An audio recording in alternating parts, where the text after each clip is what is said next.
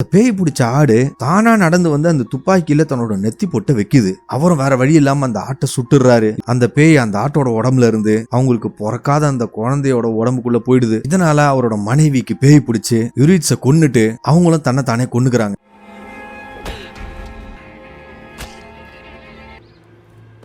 Hey guys, welcome to World Cinema in Tamil. நான் உங்கள் தமிழ் நண்பன். இன்னைக்கு நான் உங்களுக்காக 2023 ஆண்டு அர்ஜென்டினா மொழியில ரிலீஸ் ஆன When Evil Lurks அப்படின்ற ஒரு செம்மையான த்ரில்லர் கம் ஹாரர் மூவி தான் கொண்டு வந்திருக்கேன். ஸ்டோரி லைன் சிம்பிள் தாங்க. ஒரு சின்ன கிராமத்துல அங்க இருக்கிற மக்களுக்கு அமானுஷமான முறையில பேய் பிடிக்குது. பேய்னா நம்ம வழக்கமா பாக்குற பேய் படம் மாதிரிலாம் இல்லைங்க. அது பிடிச்சதுன்னா ஏறினவங்களையும் கொன்றோம், கூட இருக்கிறவங்களையும் கொன்றோம். அந்த மாதிரியான ஒரு மோசமான பேய் தாங்க. நீங்க ஹாரர் மூவி லவர்னா கண்டிப்பா இந்த படத்தை மிஸ் பண்ணாதீங்க. என்னோட சேனலுக்கு நீங்க புதுசா இருந்தா மறக்காம சேனலை சப்ஸ்கிரைப் பண்ணுங்க. அப்படியே எனக்கு சப்போர்ட் பண்ற மாதிரி என்னோட வீடியோக்கு லைக் பண்ணிட்டு உங்க ஃப்ரெண்ட்ஸ் அண்ட் ஃபேமிலிக்கு இந்த வீடியோவை ஷேர் பண்ணுங்க. சரி, ஓகே ஃப்ரெண்ட்ஸ், வாங்க இப்ப நம்ம வீடியோக்குள்ள போலாம். படத்தோட ஓபனிங் சீன்லயே பேட்ரோ அண்ட் ஜேமின்னு சொல்லி ரெண்டு அண்ணன் தம்பிங்களை காட்டுறாங்க. அவங்க அர்ஜென்டினால ஒரு கிராமத்துல வாழ்ந்துட்டு வராங்க. ஒரு ராத்திரியா அவங்க தூங்கலாம்னு நினைக்கும் போது வெகு தூரத்துல ஏதோ கன் ஷாட்ஸ் அவங்களுக்கு கேக்குது. பேட்ரோ ஒரு கை தேர்ந்த வேட்டைக்காரன்றதுனால அந்த கன் ஷாட்டை வச்சு அது வேட்டை துப்பாக்கி கிடையாது, ஒரு ரிவால்வர் தான் அப்படின்னு கண்டுபிடிச்சிடறான். அப்படின்னா அதை சுட்டவங்க கண்டிப்பா மிருகத்தை சுடல அப்படின்னு சொல்றான். இதனால அண்ணனும் தம்பியும் ரெண்டு பேரும் சேர்ந்து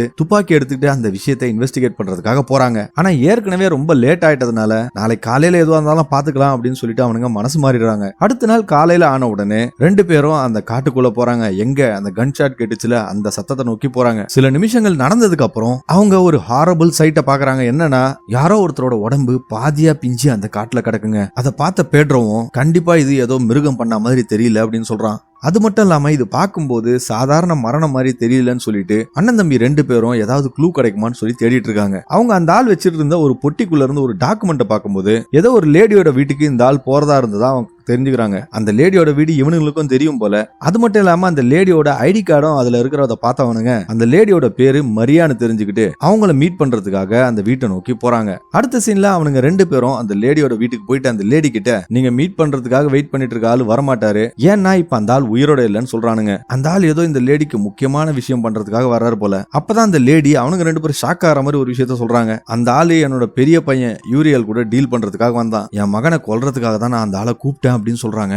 எனது சொந்த மகனையே கொல்றதுக்கு ஆளை கூட்டு வந்தியா அப்படின்னு சொல்லிட்டு ரொம்ப ஆர்வமா அவனுங்களும் என்ன மேட்டர்னு சொல்லி வீட்டுக்குள்ள போய் பார்க்கும்போது அந்த யூரியலோட தம்பி சாண்டியாகோன்ற பையன் எங்க அண்ணனுக்கு பேய் பிடிச்சிருக்கு, அதனால அவனோட உடம்பு கொஞ்சம் கொஞ்சமா அழுகிக்கிட்டே வருது அப்படின்னு சொல்றான். இது வெளியே தெரிஞ்சதுன்னா சுத்தி முத்தி இருக்கிறவங்க இவங்கள அந்த வீட்டை விட்டு துரத்தி விட்டுருவாங்கன்னு அவங்க பயப்படுறாங்க. அது மட்டும் இல்லாம இந்த ஊர் மேயருக்கு நாங்க ஒரு வருஷத்துக்கு முன்னாடியே இந்த விஷயத்த சொல்லிட்டோம், ஆனா இப்பதான் அவரு இந்த விஷயத்த சால்வ் பண்றதுக்காக ஒரு ஆளை அனுப்பிச்சாரு அப்படின்னு மரியா சொல்றாங்க. அந்த இறந்து போன ஆளு வேற யாரும் கிடையாது, என் மக மேல இருக்கிற பேயை ஓட்டுறதுக்காக வந்தவர் தான் அவரு அப்படின்னு சொல்றாங்க. இது எல்லாத்தையும் பார்த்த அண்ணனும் தம்பியும் இதனால எதனா பிரச்சனை வரப்போகுதுன்னு சொல்லிட்டு இந்த விஷயத்தை அப்படியே போலீஸ்ல போய் கம்ப்ளைண்ட் பண்ணிடுறானுங்க. இங்க இருந்த போலீஸ்காரர் இவனுங்கிட்ட இதே போலதான் நிறைய பேர் வந்து கேஸ் கொடுக்குறானுங்க, எங்க டைம் தான் வேஸ்ட் அப்படின்னு சொல்லும் போது பேட்ரோ கோவத்துல அந்த போலீஸ்காரர்கிட்ட அந்த ஆளு சாக கிடக்குறான், அவனை பார்த்தா உடம்பெல்லாம் அழுகி போயிருக்கு, நாங்க என்ன பொய் சொல்றோமா அப்படின்னு சொல்லிட்டு கத்தனான். இதை பார்த்து அந்த போலீஸ்காரனும் சரி நாங்க ஹெல்த் சர்வீஸுக்கு சொல்லி ஒரு ஆள் அங்க அனுப்புறோம் அப்படின்னு சொல்லிடுறாரு. அந்த சமயம் இன்னொரு போலீஸ்காரர் வந்து அவனுங்கிட்ட எனக்கு தெரிஞ்சு அந்த பொம்பளை இருக்கிற வீட்டோட லேண்ட் ஓனர் ரூயிஸ்ன்றவன் தான் அந்த ஆளை கொன்னுருப்பான்னு நினைக்கிறேன் அப்படின்னு சொல்றாரு. இதனால இவனுங்க ரெண்டு பேரும் அந்த லேண்ட் ஓனர் ரூயிஸை மீட் பண்ணி எல்லா விஷயத்தையும் சொல்றானுங்க, இன்க்ளூடிங் அந்த காட்டுல இறந்து போயிருந்தாருல அதையும் சொல்றாங்க. என்னதான் போலீஸ் பேய் ஓட்டுறவன் ஒருத்தனை அனுப்பிச்சாலும் அந்த ஆள் சாக கிடக்குறான், அவனுங்க அனுப்பிச்ச ஆள் வரத்துக்குள்ள அந்த ஆள் கண்டிப்பா செத்து போயிடுவான் அப்படின்னு சொல்லிட்டு பேட்ரோ சொல்றான். இது எல்லாத்தையும் கேட்ட ரூயிஸ் அவங்க கிட்ட உங்களுக்கு தெரியலையா, இது எல்லாமே கவர்மெண்டோட சூழ்ச்சி தான், இந்த மாதிரி பேய் இருக்கு பிசாசு இருக்குன்னு சொல்லி இந்த லேண்ட்ல இருக்கிற எல்லாருமே துரத்திட்டு ஏதாவது ஒரு பெரிய பண முதலைக்கு இந்த லேண்டை வித்துருவானுங்க அப்படின்னு சொல்றாரு. அன்னைக்கு ராத்திரி ரூயிஸ் அவர் பிரெக்னன்ட் மனைவி கிட்ட என் லேண்ட்ல எதுவும் தப்பா நடந்துடக்கூடாது அப்படின்னு சொல்லிட்டு வேகமா துப்பாக்கி எடுத்துக்கிட்டு யூரியலை கொல்றதுக்காக போறாரு. ஆனா அந்த ஆளு சுடுறதுக்கு முன்னாடி மரியா அந்த ஆளு வான் பண்ற மாதிரி தயவு செஞ்சு சுட்டுறாத, அப்படி சுட்டினா அவன் உடம்புல இருக்கிற பேய் மத்தவங்க மேல ஏறிடும் அப்படின்னு சொல்றாங்க. யூரியலோட உடம்புக்குள்ள இன்னும் பிறக்காத ஒரு டீமன் இருக்கு, அது மனுஷன் உடல்ல பிறக்கிறதுக்கு தான் அந்த ஆளோட உடம்புக்குள்ள வெயிட் பண்ணிட்டு இருக்கு. மரியா கூப்பிட்டாங்கல்ல அந்த கிளீனர், அந்த ஆளு யூரியலை கொன்னுட்டு அந்த உள்ள வளர்ந்துட்டு இருந்த என்டிட்டியும் அபார்ஷன் பண்றது தான் அந்த ஆளோட வேலை. ஆனா அதுக்குள்ள நாளுக்குள்ள அவர் இறந்து போயிட்டாரு. அந்த ஆளுக்குள்ள இருக்கிற அந்த பேய் யூரிஸ் கிட்ட சீக்கிரமா என்ன கொல்லு, அப்பதான் நான் இவன் உடம்புல இருந்து பொண்டாட்டியோட வயித்துல வளருதுல குழந்தை, அதுக்கு பாஸ் ஆகி உன் பொண்டாட்டியும் கொல்ல முடியும் அப்படின்னு சொல்லுது. இதை கேட்ட ரூயிஸும் பயந்து போய் அந்த வீட்டை விட்டு போயிடுறாரு. அடுத்த சீன்ல அந்த ஆளு அந்த அண்ணன் தம்பிங்க கிட்ட சீக்கிரமா இந்த பேயை நம்ம இந்த இடத்த விட்டு விரட்டி ஆகணும் அப்படின்னு சொல்லிட்டு, நம்ம வேகமா செயல்படலன்னா அது குறுக்க நிக்கிற எல்லாத்தையுமே அது கொன்னுடும் அப்படின்னு சொல்றாரு. இதனால 3 பேரும் மரியாவோட வீட்டுக்கு போய் யூரியாலாம் அங்கிருந்து அப்புறப்படுத்துறதுக்காக ட்ரை பண்றாங்க. ஆனா அது பாக்குறதுக்கு சாதாரண விஷயமா தெரியலங்க. ஏன்னா அந்த ஆளோட உடம்பு ரொம்ப வெயிட்டா இருக்கிறதுனால இவங்களால தூக்க முடியல. அவனை தூக்கும் போது அந்த ஆளோட உடம்புல இருந்து கெட்டு போன ரத்தம் எல்லாம் வெளியே வருது. இதோட நாத்தம் அவங்களால தாங்க முடியல. வேற வழி இல்லாம அவங்களும் எப்படியோ அந்த ஆளை வெளியே தூக்கிட்டு போய் அவங்களோட கார்ல லோட் பண்ணிடுறாங்க. இப்போ அவங்க அந்த ஆளை இந்த ஊரை விட்டு எவ்வளவு தூரம் கூட்டிட்டு போக முடியுமோ அவ்வளவு தூரம் கூட்டிட்டு போய் விட்டாதான் இந்த ஆள் மறுபடியும் அந்த ஊரு பக்கம் வரமாட்டான்னு சொல்லிட்டு கூட்டிட்டு போறாங்க. இப்போ 300 கிலோமீட்டர் அவங்க வண்டியை ஓட்டிட்டு வந்துட்டாங்க. பேட்ரோவும் அந்த ஆள் கிட்ட இன்னும் 100 கிலோமீட்டர் டிரைவ் பண்ணலாம் அப்படின்னு சொல்லும் போது திடீர்னு ஒரு ஸ்கூல் பையன் அவங்க வண்டி குறுக்கால வந்துடுறான். நல்ல வேலையா அவங்க அந்த பையனை இடிக்காம டாஜ் பண்ணி போயிடுறாங்க.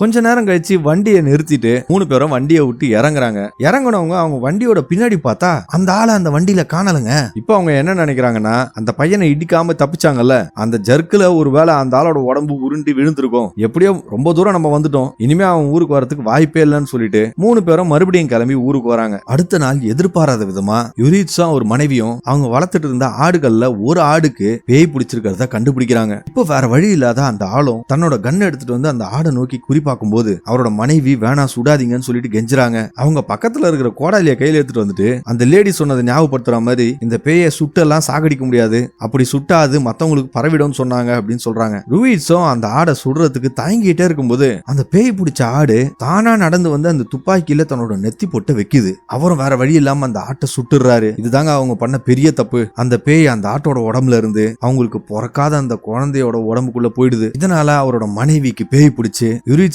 கொன்னுட்டு அவங்களும் தன்னை தானே கொன்னுக்கிறாங்க.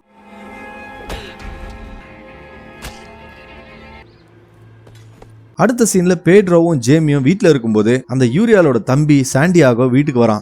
அவனுங்க 2 பேர்கிட்டயும் எங்க அம்மாவை மத்தியானத்துல இருந்து காணல, அது மட்டும் இல்லாம யுரிட்ஸும் அவரோட மனைவியும் இறந்து போயிட்டாங்க, எனக்கு ரொம்ப பயமா இருக்கு, நான் இன்னைக்கு நைட்டு உங்க கூட தங்குறேன் அப்படின்னு சொல்றான். ஜேமிக்கு அந்த பையன் சொல்றதுல நம்பிக்கை இல்லைங்க. ஏன்னா அவன் உடம்புல அந்த பேய் இருந்தா அதனால அவன் சம்மதிக்க மாட்டான். இருந்தாலும் பேட்ரோ அந்த பையனை வீட்டுக்குள்ள வராத, ஃபார்ம் ஹவுஸ்ல போய் தங்கிக்க அப்படின்னு சொல்லி அனுப்புறான். அந்த பையனும் போறதுக்கு முன்னாடி அவன் கையில இருந்த ஒரு ரிவால்வரை அவங்க கையில கொடுத்துறான்.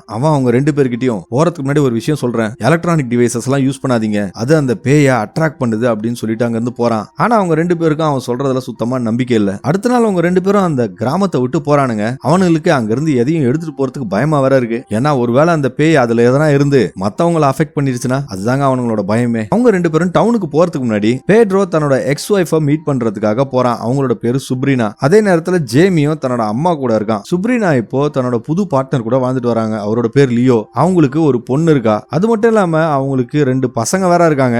அவங்க 2 பேரும் பேட்ரோவுக்கு பிறந்தவனுங்க போல. பேட்ரோ வீட்டுக்குள்ள வேகமா வந்து லியோ கிட்ட சீக்கிரமா வீட்டுல இருக்கிறவங்க எல்லாம் கிளம்ப சொல்லு, நம்ம இந்த ஊரை விட்டு போறோம் அப்படின்னு சொல்றான். சொல்லிட்டு அவன் லியோ கிட்ட வேற ஏதாவது ட்ரெஸ் இருக்கா அப்படின்னு சொல்லிட்டு அவன் ட்ரெஸ்ஸை கேட்டும் போது லியோக்கு பேட்ரோ என்ன சொல்றான்றதே புரியல. சுப்ரீனா பேட்ரோவை பார்த்து காலங்காத்தால தண்ணியை போட்டு ஏதாவது வளையிட்டு இருக்கியா அப்படின்னு சொல்லும்போது, இங்க பாரு எதுவா இருந்தாலும் நான் அப்புறமா சொல்றேன், தயவு செஞ்சு உடனே எல்லாரும் கிளம்புங்க அப்படின்னு சொல்லிட்டு இருக்காரு. அதே சமயத்துல பேட்ரோ அவுத்து போட்ட ட்ரெஸ்ஸ லியோவோட நாயம் மோந்து பாக்குது. இப்ப பேட்ரோ புது ட்ரெஸ்ஸை போட்டுக்கிட்டு அவனோட பழைய ட்ரெஸ்ஸை கொளுத்திட்டு லியோவையும் சுப்ரீனாவையும் கூப்பிட்டு பேச ஆரம்பிக்கிறான். அவன் அந்த கப்பல் கிட்ட இந்த ஊருக்குள்ள ஒரு பேய் இருக்கு, நம்ம அந்த பேயை ராட்டன் மென்ஷன் பண்ணுவோம், அதனால இந்த ஊர்ல இருக்கிற எல்லா மக்களும் சாக போறாங்க அப்படின்னு அவன் சொன்னதை கேட்ட 2 பேரும் என்ன அவன் எதோ வளையிட்டு இருக்கான் அப்படின்னு சொல்லிட்டு இருக்காங்க. அதே நேரத்துல அதாவது பேட்ரோவோட பையன் கிட்ட தூங்கிட்டு இருக்க அவங்க அண்ணனை எழுப்ப சொல்லி மாடிக்கு அனுப்புறாங்க. விக்கி அதாவது லியோட பொண்ணு அந்த நாய் கூட விளையாடிட்டு இருக்கா. இப்போ அவங்க 3 பேரும் பேட்ரோ சொல்ற விஷயத்தை கேட்டு ஆர்கியூ பண்ணிட்டு இருக்கும்போது அவங்க பின்னாடி என்ன நடக்குதுன்றத அவங்க கவனிக்க மறந்துடுறாங்க.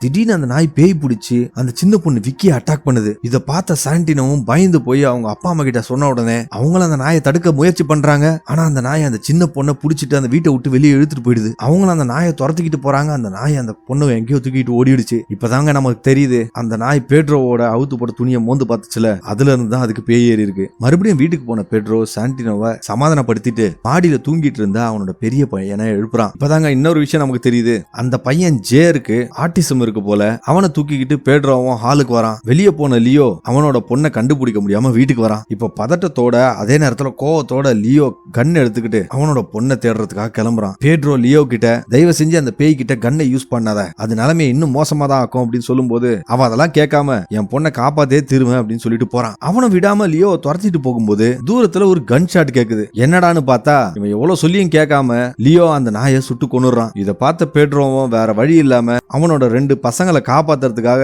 அவங்களை எப்படியாவது இந்த ஊரை விட்டு கூட்டிட்டு போனோம்னு சொல்லிட்டு போறான். அவன் வீட்டுக்கு போய் பார்க்கும்போது அமானுஷமான முறையில அந்த சின்ன பொண்ணு வீட்டுக்கு வந்துடுறாங்க. அவ உடம்புல எந்தவித காயமும் இல்ல. இப்ப நேரத்தை வேஸ்ட் பண்ணாம பேட்ரோவும் அவனோட 2 பசங்களையும் செப்ரீனாவோட கார்ல ஏத்திக்கிட்டு அங்க இருந்து கிளம்புறான். இப்ப அந்த விக்கி பொண்ணுக்கு ஏதோ ஒரு விஷயம் நடந்திருக்குங்க. அந்த பொண்ணு செப்ரீனாவோட காதுல உன்னை அப்பா காரை ஏத்தி சீக்கிரமா கொன்ற போறாரு அப்படின்னு சொல்லிட்டு சிரிக்கிறா. துரதிருஷ்டவசமா செப்ரீனா அந்த பொண்ணு என்ன சொல்றான்றத புரிஞ்சுக்கிறதுக்கு முன்னாடியே அந்த ஆளு காரை ஏத்தி சுப்ரீனாவை கொன்னதை பார்த்த பேட்ரோவும் பயந்து போய் அவனோட பசங்களை கூட்டிட்டு கார்ல கிளம்பி வேகமா போறான். இடிச்ச அந்த காருக்குள்ள லியோவுக்கும் அடிபட்டு இருக்கு. அதே சமயத்துல அந்த சின்ன பொண்ணை காட்டும் போது அவங்க அம்மா செத்து போனதை பார்த்து சந்தோஷமா குச்சிட்டு இருக்கா. போற வழியில பேட்ரோ அவங்க அம்மாவையும் ஜேமியும் பிக்கப் பண்ணும்போது நடந்த எல்லா விஷயத்தையும் அவங்க கிட்ட சொல்றான். கார்ல போயிட்டு இருக்கும்போது சாண்டினோ அவங்க பாட்டி கிட்ட பேய் பிடிச்சா என்ன நடக்கும் பாட்டி அப்படின்னு கேட்கும்போது அவங்க அதுவா ஒரு கெட்ட சக்தி நம்ம உடம்புக்குள்ள பூந்துட்டு நம்மளோட மொத்த கண்ட்ரோலையும் அது எடுத்துக்கும் அப்படின்னு சொல்றாங்க. ஆனா நம்மள அது பிடிக்காம இருக்கணும்னா நம்ம எலக்ட்ரானிக் ஐட்டம்ஸ் யூஸ் பண்ணக்கூடாது, மிருகங்க கிட்ட போக கூடாதுன்னு சொல்றாங்க. அது மட்டும் இல்லாம அவங்க சில பேய்களோட பேரையும் அந்த பையன் கிட்ட சொல்லிட்டு இருக்கும்போது பேட்ரோ அவங்க அம்மாவை பார்த்து அம்மா தயவு செஞ்சு வாயை மூடிட்டு கொஞ்சம் சும்மா வரியா அப்படின்னு சொல்லிட்டு இருக்கான். அதே சமயத்துல அவனோட ஆர்டிஸ்டிக் பையன் அவங்க பாட்டி சொன்ன அந்த பேயோட பேருங்களை மறுபடியும் சொல்லிட்டே இருக்காங்க. அந்த சமயத்துல பேட்ரோட அம்மாக்கு சுப்ரீனா கிட்ட இருந்து கால் வருது. அவங்களும் அந்த போனை பேட்ரோ கிட்ட கொடுக்கும்போது சுப்ரீனா தான் இறந்து போயிட்டாலே எப்படி அவ கால் பண்ணுவா அப்படின்னு சொல்லிட்டு அவங்க ஃபேமிலியை விட்டு தூரமா வந்து அந்த கால் அட்டன் பண்ணி அவன் பேசுறான். அதுல சுப்ரீனா தாங்க பேசுறா. அவ பேட்ரோ கிட்ட என் பசங்களை நீ தூக்கிட்டு போயிட்டல, கண்டிப்பா வந்து என் பசங்களை நான் கூட்டிட்டு வந்துருவேன், கூட வாழ பிடிக்காம தானடா நான் உன்னை விட்டுட்டு வந்தேன், இப்ப எதுக்கு என் பசங்களை தூக்கிட்டு போற அப்படின்னு சொல்லிட்டு கத்திட்டு இருக்கும்போது பேட்ரோவும் காலை கட் பண்ணிட்டு ரொம்ப எமோஷன் ஆயிடுறான். அவன் தேவையில்லாம அந்த பேய சுப்ரீனாவோட ஃபேமிலி கிட்ட கூட்டிட்டு போனதை நினைச்சு ரொம்ப குற்ற உணர்ச்சியா ஃபீல் பண்ணிட்டு இருக்கான். இப்ப ஜேமி இந்த குடும்பத்துக்கு ஹெல்ப் பண்றதுக்காக அவனுக்கு தெரிஞ்ச மீர்டா அப்படின்ற ஒரு பேய் ஓட்டுற பொம்பளை நம்ம பார்க்கலாம் அப்படின்னு சொல்றான். அடுத்த சீன்ல அவங்க 2 பேரும் மிர்டாவோட வீட்டுக்கு போயிடுறாங்க. ஜேமியும் நடந்த விஷயம் எல்லாத்தையும் மிர்டா கிட்ட சொல்றான். அவங்களும் கண்டிப்பா உதவி செய்யறேன், நீங்க இங்கேயே தங்கிக்கங்க அப்படின்னு சொல்லிடுறாங்க. அன்னைக்கு ராத்திரி அந்த ஆர்டிஸ்டிக் பையன் அந்த காரை விட்டு இறங்காம அடம் பிடிச்சதுனால பேட்ரோ அவன் கூடவே கார்ல தங்குறான். மத்தவங்க எல்லாம் வீட்டுக்குள்ள தூங்க ஆரம்பிக்கிறாங்க. இப்போ திடீர்னு ஏதோ சத்தம் கேட்டுட்டு பேட்ரோவோட அம்மாவும் கண்ணு முடிச்சு பார்க்கும்போது அங்க சுப்ரீனா சேதமடைஞ்ச ஒரு முகத்தோட சாண்டினோவை தூக்கி வச்சிருக்கிறத பார்த்து ஷாக் ஆயிடுறாங்க. அவங்க கத்தன சத்தம் கேட்டு பேட்ரோவும் ஜேமியும் அந்த ரூமுக்கு வந்து பார்க்கும்போது சுப்ரீனா சாண்டினோவை கையில வச்சிட்டு இருக்கா. இவனும் அவகிட்ட இருந்து அந்த குழந்தைய வாங்கலான்னு ட்ரை பண்ணும்போது அவ அந்த குழந்தையோட மாடியில இருந்து குதிச்சிடுறா. பேட்ரோவும் அவளை பிடிக்கிறதுக்காக வீட்டுல இருந்து இறங்கி வெளியே போய் பார்க்கும்போது அதுக்குள்ள அந்த சுப்ரீனா அங்க இருந்து போயிடுறாங்க. இன்னொரு பிரச்சனை உருவாகுது. என்னன்னா மிர்டா ஜேருக்கு பேய் பிடிச்சிருச்சு அப்படின்றத கண்டுபிடிக்கிறாங்க. ஆனா அவனுக்கு முழுசா அந்த பேய் ஏறல. ஏன்னா அவன் ஆர்டிஸ்டிக்ன்றதுனால அவனோட மைண்ட அந்த பேயால கண்ட்ரோல் பண்ண முடியல அப்படின்னு சொல்றாங்க. இது அவங்க அட்வான்டேஜா யூஸ் பண்ணிக்கிட்டு அவங்க தன்னோட எக்யூப்மெண்ட் எல்லாம் எடுத்துட்டு வந்து பேட்ரோ கிட்டயும் ஜேமி கிட்டயும் நம்ம உடனே ராட்டனை கொன்னு ஆகணும், அப்பதான் இந்த சைக்கிளை நம்மளால உடைக்க முடியும் அப்படின்னு சொல்றாங்க. அவங்களுக்கு நல்லா தெரியுது அந்த ராட்டன் எங்கேயோ உயிரோட இருக்குன்றது, நம்ம அதை உடனே கண்டுபிடிச்சு கொன்னாகணும் அப்படின்னு சொல்றாங்க. அப்ப ஜேமி அவங்க கிட்ட இல்லையே நாங்க அந்த ராட்டனை 300 கிலோமீட்டர் தூரத்துல போய் விட்டுட்டு வந்தோம், எப்படி அவன் திருப்பி இங்க வர முடியும்னு சொல்லும்போது ராட்டன் நகர்ந்தாலே பிரச்சனை தான் அப்படின்னு சொல்றாங்க. இப்போ ராட்டனை கண்டுபிடிக்கிறதுக்காக பேட்ரோவும் மீர்தாவும் கிளம்புறாங்க. அதே சமயம் ஜேமி சாண்டினோவை கண்டுபிடிக்கிறதுக்காக போறான். இப்போ அவங்க வேற வேற டைரக்ஷன்ல போயிட்டு இருக்கும்போது மிர்டா பேட்ரோ கிட்ட தன்னோட ஹஸ்பண்ட பத்தி சொல்ல ஆரம்பிக்கிறாங்க. என் புருஷன் ஒரு விவசாயி, ஆனா அவன் பேய் ஓட்டுறன்னு சொல்லி பொய் சொல்லிக்கிட்டு ஒரு சர்ச்சில் வேலை பார்த்துட்டு இருந்தான். அவனுக்கு பேயை பத்தியும் ஒன்னும் தெரியாது, பேய் ஓட்டுறத பத்தியும் எதுவும் தெரியாது. அவன் ஊர் மக்களை ஏமாத்துறதுக்காக ஆக்டர்ஸ் எல்லாம் வாடகைக்கு எடுத்து பேய் ஓட்டுற மாதிரி நடிப்பான். அப்படிதான் ஒரு நாள் அவன் பேய் ஓட்டும் போது உண்மையான ராட்டன் கிட்ட மாட்டிக்கிட்டான். அது அவனுக்கு நல்ல பாடம் கத்து கொடுத்தது அப்படின்னு சொல்றாங்க. ஒரு நாள் அவன் உண்மையிலேயே பேய் ஓட்டும் போதுதான் எங்க போனான்னு தெரியாம மாயமா காணாம போயிட்டான். 12 வருஷம் ஆச்சு. இப்ப மறுபடியும் அந்த ராட்டன் ஊருக்குள்ள வந்திருக்கு. இன்னொரு பக்கம் ஜேமி தன்னோட காரை ஓட்டிட்டு போயிட்டு இருக்கும்போது ஒரு வழியா அவன் சுப்ரீனாவையும் சாண்டினோவையும் கண்டுபிடிச்சிடறான். ஆனா அவன் ஷாக் ஆகுற மாதிரி சுப்ரீனா ஏற்கனவே சாண்டினோவை தலையை முடிச்சு கொன்னுட்டு இருக்கிறத பார்த்து அப்படியே அதிர்ச்சி ஆயிடுறாங்க. கோவத்தோட உச்சத்துக்கே போன ஜேமி சுப்ரீனாவை கொன்னுடுறாங்க.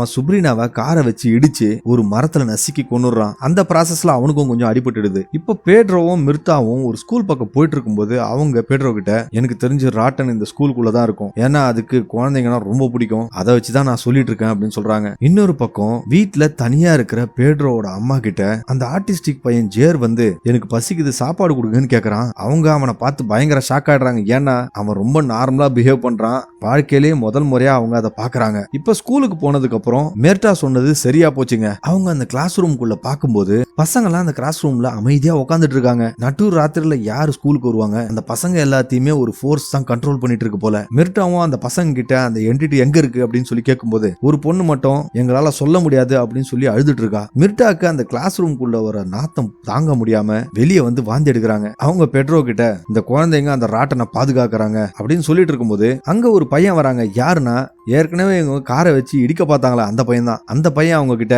இந்த ராட்டன் எங்க இருக்குன்னு எனக்கு தெரியும், டீச்சரோட வீட்டுல தான் அவன் இருக்கான் அப்படின்னு சொல்லிட்டு அங்க இருந்து அந்த பையனும் ஓடி போயிடுறான். பெட்ரோ அங்க இருந்து கிளம்பலான்னு கார்ல ஏறும்போது மிர்தா பெட்ரோ கிட்ட இது நம்மளை ஏமாத்துறதுக்கான சூழ்ச்சியா கூட இருக்கலாம், நம்பாத அப்படின்னு சொல்றாங்க. அதே சமயம் அந்த கிளாஸ் ரூம்ல இருந்த பொண்ணு வந்து பெட்ரோ கிட்ட அந்த பையன் போய் சொல்றான் நம்பாதீங்க அப்படின்னு சொல்லுது. அது மட்டும் இல்லாம அந்த பொண்ணு அந்த ராட்டன் என்னோட வீட்டுல தான் இருக்கான், எங்க அப்பா தான் அவனை குணப்படுத்துறதுக்கு ட்ரை பண்ணிட்டு இருந்தாரு அப்படின்னு சொல்றா. இந்த சமயம் தான் அவங்க ரெண்டு பேருக்கும் புரியுது இந்த பசங்க எல்லாம் அவங்களை ஏமாத்துறதுக்காக தான் இந்த மாதிரி கதையெல்லாம் விட்டுட்டு இருக்காங்கன்றது. அந்த பசங்க இவங்களை வேற எங்கேயோ அனுப்புறதுக்கு ட்ரை பண்றாங்கன்னா கண்டிப்பா ராட்டன் இங்கதான் எங்கேயோ இருக்கான். இதனால அவங்களும் அந்த ஸ்கூலுக்குள்ள போய் தேட ஆரம்பிக்கிறாங்க. அங்க இருந்த ஒரு ஆடிட்டோரியம்ல இருந்த ஸ்டேஜ்ல போய் பார்க்கும்போது அந்த ஸ்டேஜுக்கு அடியில ஒரு டீச்சரோட டெட் பாடியை அவங்க பாக்குறாங்க. இந்த பசங்க தான் அந்த டீச்சரை கண்டிப்பா கொண்டு இருக்கணும். இப்போ மிர்தா அந்த பேய் ஓட்டுற கருவியெல்லாம் எடுத்து ரெடி பண்ணிட்டு இருக்கும்போது பேட்ரோவும் அந்த ஸ்டேஜ்ல இருக்கிற கட்டை ஒண்ணு ஓபன் பண்றான். அதுக்குள்ள நிறைய பாடிஸ் இருக்கு. அவனும் உள்ள இருந்த டெட் பாடிஸ் ஒண்ணு வெளியே எடுக்கிறான். அதை வெளியே எடுக்கும் போது தான் அவனுக்கு தெரியுது அதுக்கு அடியில தான் உரியாலோட பாடி இருக்கு. இப்போ அவங்க அந்த ராட்டன் இருக்கிற இடத்த கண்டுபிடிச்சிடுறாங்க. மிர்தா பெட்ரோ கிட்ட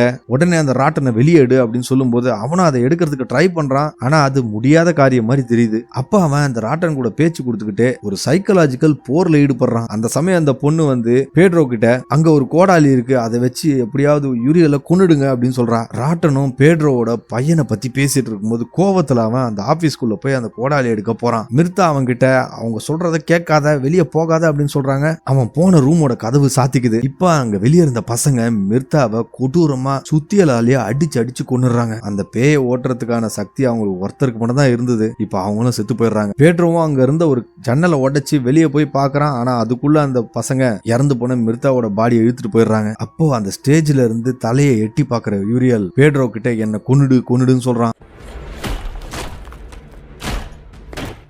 இப்போ கோவமும் வெறியும் தலைக்கேறின பெட்ரோ ஒரு பொருள் எடுத்து யூரியால அடிச்சே கொன்னுறான். ஆனா அந்த மனித ரூபத்துல பிறக்க போற ராட்டனை தடுக்கிறது பேட்ரோவால முடியாதுங்க. யூரியாலோட உடம்புக்குள்ள இருந்து ஒரு பையன் வெளியே வரான். அவன் தோத்து போன பேட்ரோவை பார்த்துட்டு அவன் நெத்தியில ரத்தத்தால ஒரு மாதிரி கோடு போட்டுட்டு அங்க இருந்து போறான். அவன் காட்டை நோக்கி நடந்து போகும்போது இந்த பசங்களும் அந்த பையனையே ஃபாலோ பண்ணிட்டு போறாங்க. சில நாள் கழிச்சு பேட்ரோவும் ஜேமியும் எல்லா விஷயத்தையும் விட்டுடுறாங்க. அவங்களால அந்த டீமனை தடுக்க முடியல. அதுவும் அந்த டவுன் முழுக்க பரவ ஆரம்பிச்சிடுது. இப்ப அவங்க அடுத்தது என்ன பண்ணலாம் அப்படின்னு சொல்லி யோசிச்சுட்டு இருக்கும்போதுதான் யூரியாலோட தம்பி சாண்டியா அந்த ஃபார்ம் வீட்ல அவங்க வச்சிருக்கிறது அவங்களுக்கு ஞாபகம் வருது. ஜேமி அந்த பையனை போய் பார்க்கும்போது தான் அவன் ஒரு ஷாக்கிங்கான விஷயத்த சொல்றான். யூரியால் உடம்புல இருந்து பேயை ஓட்டுறதுக்காக வந்தாருல ஒரு ஆளு, அவரை நான் தான் கொன்னேன், என்ன கொல்ல சொல்லி அந்த பேய் தான் ஃபோர்ஸ் பண்ணுச்சு அப்படின்னு சொல்றான். அது மட்டும் இல்லாம கொன்னவனை தின்னவும் என்ன சொல்லுச்சு, அதனால நான் தின்னேன்னு சொல்றாங்க. அதே சமயம் உங்க அம்மாவே நான் அப்படிதான் பண்ணேன் அப்படின்னு சொல்லும் போது ஜேமி உடம்பெல்லாம் அப்படியே நடுங்க ஆரம்பிக்குது. கடைசி சீன்ல பேட்ரோ குளிச்சுட்டு வந்து அவனோட பையன் ஏருக்கு ஒரு ஐஸ்கிரீம் சாப்பிடறதுக்காக கொடுக்குறான். அது மட்டும் இல்லாம அந்த பேய் போட்ட அந்த ரத்த கோடு அவன் உடம்புல பர்மனண்டா அப்படியே பதிஞ்சிருது. இப்போ